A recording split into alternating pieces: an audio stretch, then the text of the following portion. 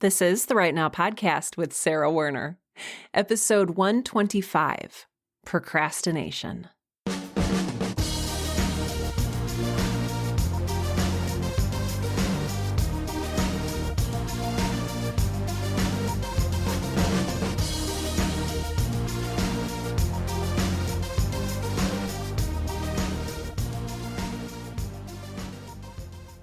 Welcome to Right Now, the podcast that helps all writers, aspiring professional and otherwise, to find the time, energy, and courage you need to pursue your passion and write.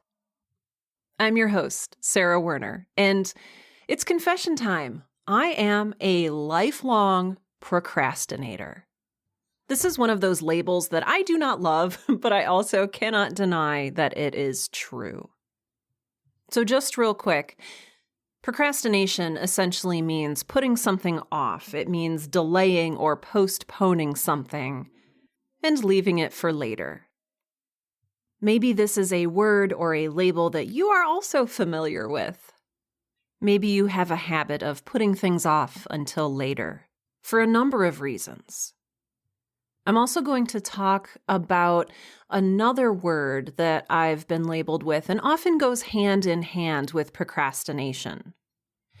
And that word is lazy. And I know for a lot of us, these are very loaded words. Every time someone calls me lazy or suggests or insinuates that I am lazy, I sort of start developing this twitch. I really don't like it. Something in my stomach just crumples up, and I cringe. But I also feel like I really can't argue against it.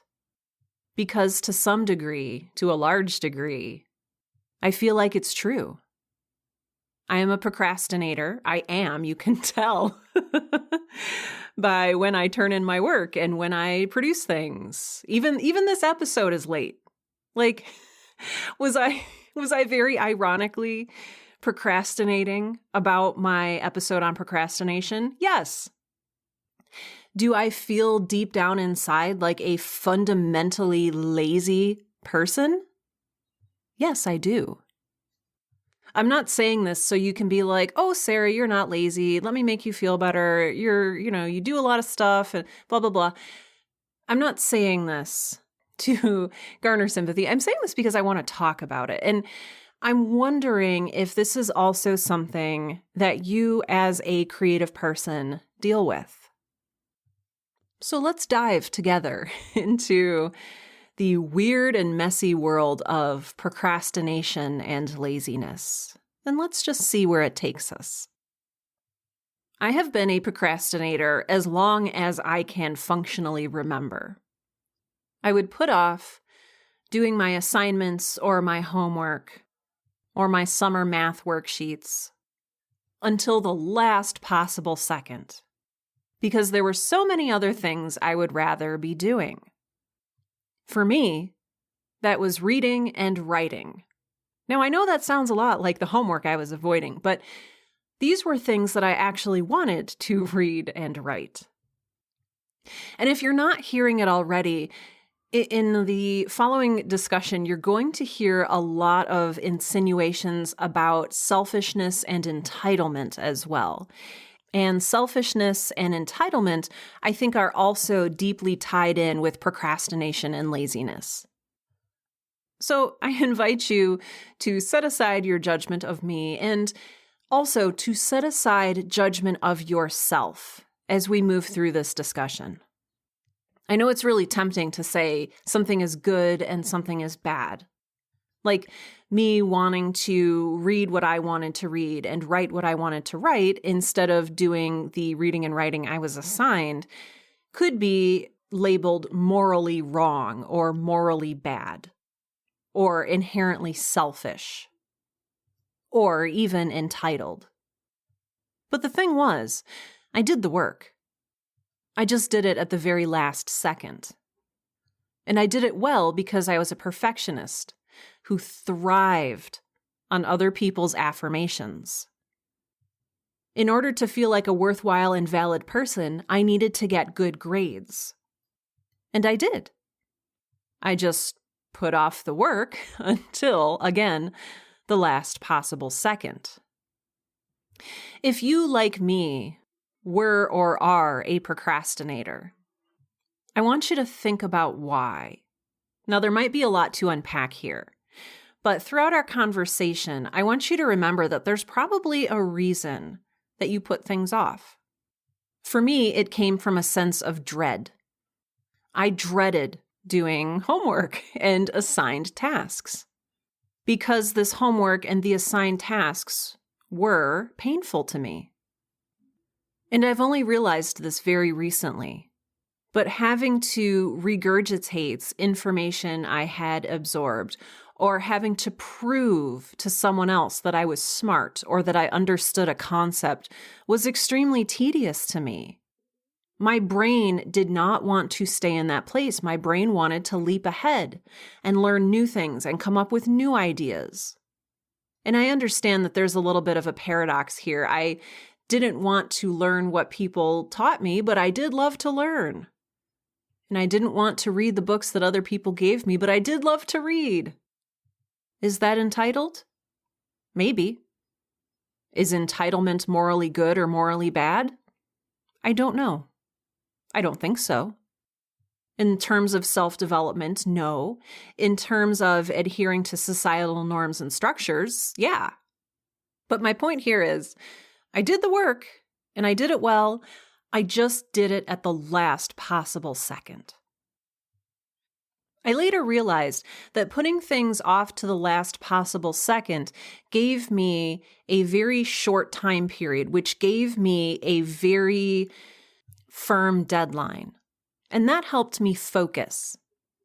If I had all the time in the world to work on a project or an assignment, I would kind of dither about and sneak in the reading that I wanted to do or sneak in the creative writing that I wanted to do. And it was really hard for me to focus. But if I put it off until, however long before bedtime, I found that it sharpened my focus. And I could say, okay, I've got 30 minutes to get this assignment done. Ready, set, go. And my perfectionism would kick in and I would want to do a really good job on it. And that is how I existed from kindergarten all the way through college. The short amount of time, that short window of intense focus, helped me to care and to produce my best work. I don't know if this is something that you identify with. If you also identify with these feelings of dread and resistance and resentment and having to prove to someone else that you know or understand something. That just always chafed with me. It's like, I'm smart. I don't want to have to prove to you that I'm smart. Leave me alone, please. I just want to read my book. I just want to write my novel. I still today, even when I hear the phrase essay question, I still shudder with horror and revulsion. I don't know if you had to do these. Probably. I feel like it was probably a pretty widespread thing, but sometimes when you were taking a test or working on an assignment, there would be a question and you had to respond. Your answer had to be in the form of an essay. Now, that essay could be anywhere between 1 sentence and 2 sentences or 3 sentences or 10 sentences or a certain number of paragraphs, but you had to expound upon the subject. And whenever I was assigned essay questions, part of me withered and died inside. I was using my writing, but I was not using it in the way that I wanted to use it. It was, in my brain, a waste of time and a waste of writing energy. I shouldn't tell you this, but I even wrote my 70-page honors thesis in college the day before it was due.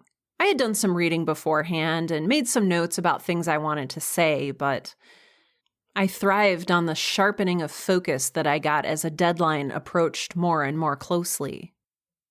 I pulled an all-nighter, I drank tons of coffee, and I emerged triumphant. And for better or for worse, fortunately or unfortunately, knocking on wood as I talk, I've never run into a situation where my procrastination has gone badly. Again, knocking on wood here. And maybe I deserve a punishment or a comeuppance. Maybe I really do deserve the title of procrastinator. Maybe I really do deserve that title of lazy. But let's talk a little bit more about what all of this means. Because just as I found myself putting off or procrastinating work that I did not want to do, later in life, I also found myself procrastinating or putting off creative work that I actually did want to do. And maybe you found yourself doing this too. Is it because we're lazy? Is it because we feel like imposters? Is it because we feel we're not blank enough, not good enough, not smart enough, not talented enough? Is it because we are wrestling with states of resistance? There's a reason this episode is a week late. Again, hilariously, because it's about procrastination.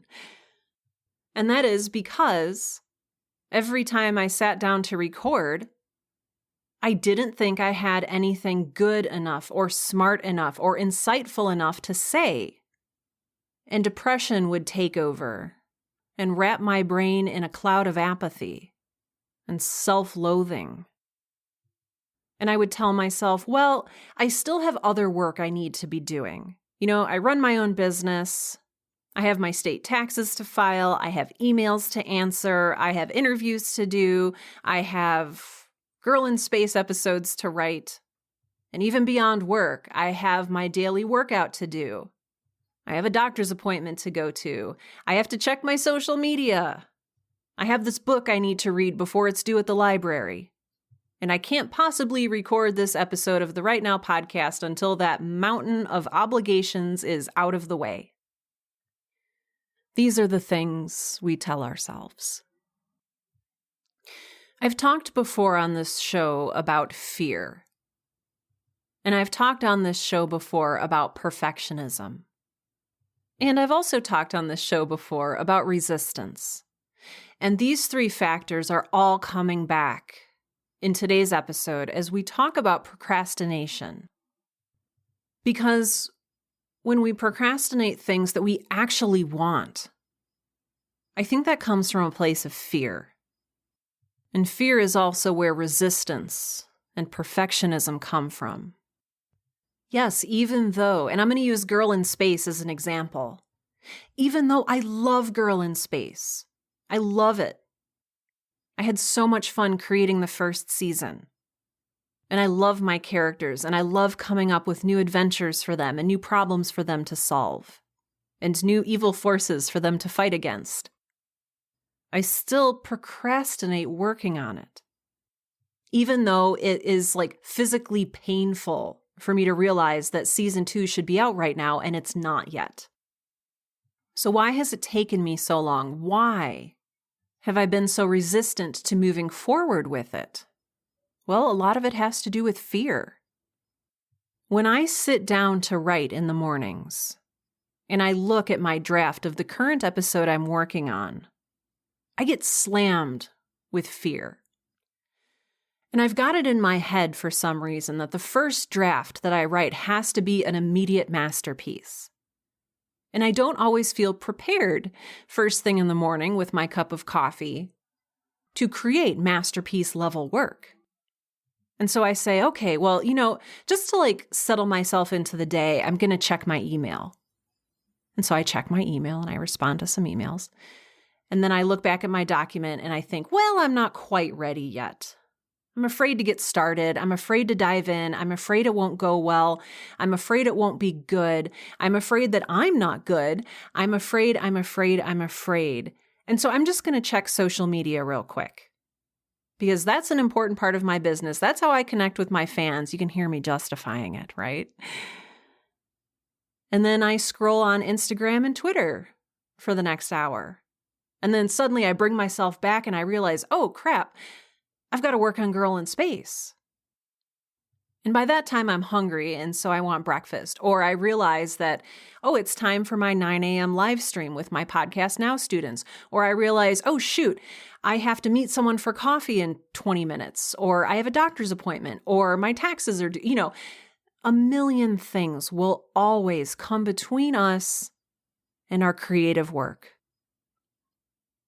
Another thing I want to say about this, and I got this from David Duchemin, who I interviewed a couple of episodes ago. David is just such an encouraging and inspiring creator. And in his book, A Beautiful Anarchy, he talks about this thing that's called our hard soul work. When we write, this is work that comes from our soul, and it's hard. I released an episode a couple months ago called Is Writing Hard Work? And it's episode 115 if you want to go back and listen to it. But yes, writing is hard work. It's work that we love, but it's hard. It requires us to dig deep down into our own psyche, our own trauma, our own experience, and to pull out something that is meaningful enough to share with the world. Not to mention, writing can also be very tedious. It's fun and it's good and it's meaningful, but it is also extremely hard work. I'm in the midst of reading a very good book right now. It's called Laziness Does Not Exist, and it's by Devin Price, PhD. I very highly recommend it. Again, I'm not done reading it yet, but even the first several chapters have been completely mind-blowing for me. I picked up this book from a recommendation by Amy McNee, who I adore, and I sort of started reading it with a grain of salt. I was like, oh, this is just going to be justification for me to lie around and be completely worthless. Because of course, I equate my productivity to my worth as a human being, like many of us do. And when I struggle with being productive, when I procrastinate, or when I see myself being lazy, I think, oh, my self-worth is going lower and lower and lower, and I'm failing as a human being, and I am worth nothing. But here's something that's really interesting. This is something that I realized while reading Dr. Price's book. When I was growing up, when I was putting off my homework until the very last minute before bedtime, when I was instead spending my time laying on the floor, writing, or laying in my bed and reading, or sitting under a tree and brainstorming my next creative project. It looked like I was being lazy. Physically, I was sitting still. I was writing or turning pages, but in another sense, at least according to David Duchemin, and according to any of you who have ever worked on something creative or written anything in your entire life, I was working. I was doing the hard soul work. But to my parents or anyone else who came across me, there was Sarah again being lazy. I was lazy Sarah, lazy, lazy Sarah. And it stuck. And it hurt.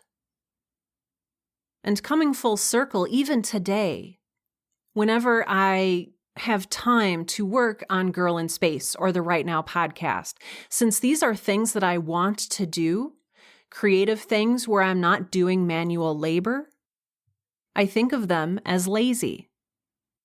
I think of them as fun. I think of them as the dessert. And who am I to eat my dessert first? I have been taught, and we have been taught, to devalue creative work as something fun or a hobby. Because from the outside, it doesn't look like hard work. I kind of get a little upset thinking about this now as an adult. Because this has taught me to prioritize doing things that I dread or doing things that make me miserable before I allow myself to work on the stuff that is my actual true calling and purpose in life. And also, another harmful factor of this is a lot of us, when we put our other hard work first, when we put our day job first, when we put keeping our house clean or digging weeds out of the garden or washing the car or, any other millions and millions of things we need to do each day as human beings. When we put all those other things first, when we finally allow ourselves to work on our special treat, when we finally allow ourselves to eat our dessert, when we finally allow ourselves to work on our creative projects, after procrastinating, we're sometimes too exhausted or too burned out to work on them. For months and months, I would not allow myself to prioritize my creative work, even though I own my own business and I'm allowed to make those calls. I felt like indulging in writing Girl in Space, indulging myself in recording Right Now podcast episodes was inherently lazy because I needed to earn the fun work. But finally, when 7 p.m. and 8 p.m. came around and I was finally ready to work on my creative stuff, I was exhausted. I had put in 9, 10, 11 hours of work. And trying to squeeze meaningful creative insights out of a brain that was completely fried was like trying to squeeze water out of a dry sponge. Or as the analogy goes, trying to wring blood from a stone. There's just nothing left. We have so many reasons why we procrastinate. Because writing is hard. Because we're burned out or overwhelmed. Because we don't feel like we're worthy of it, or we don't feel like the work itself is worthy. Because we're afraid to start, because we're afraid to continue, because we're afraid to end the project. Because we've been told that reading and creative writing are simply further proof that we're lazy. And we hate that term. We hate that label with every fiber of our being. Being called lazy hurts. It implies that we're weak or morally corrupt or worth less than other people who work harder or who appear to work harder. I'm curious for you, if you identify as a procrastinator or if you've ever been called lazy, I want you to think about why. Really think about it. And I would love for you to share your own thoughts and experience with us in the comments for today's episode.